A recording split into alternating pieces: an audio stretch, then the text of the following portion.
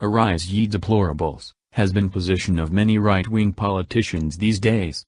A call for those who have been forgotten by international capitalism, also known as globalism, to rise up and elect nationalist politicians and policies in order to stop globalization and restore the nation-state.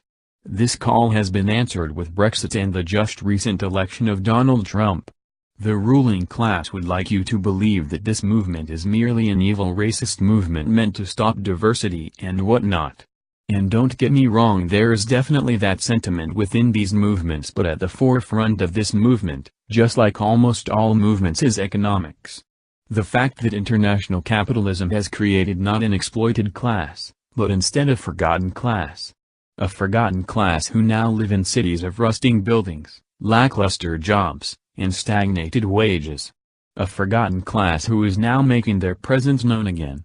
People who have had their jobs outsourced, their cities made into industrial graveyards, and their kids' opportunities swept away are now starting to rebel and elect nationalist politicians. This is of course far from a working-class revolution. This is merely a swapping of international capitalism for national capitalism. A move still opposed by most economic elites, but nothing truly revolutionary. And eventually the working class of the West will realize this. They will realize that these nationalist parties didn't stop the lobbyist or drain the swamp. That the nationalist parties have become the swamp. That they merely replaced the progressive neoliberalism with nationalist neoliberalism. They didn't stop the corruption or the economic inequities, they merely replaced what tool they used to distract the public.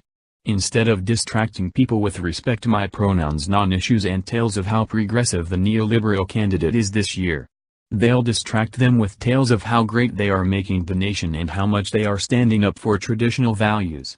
Both of which are frauds, only here to distract us from the real problems afflicting our society.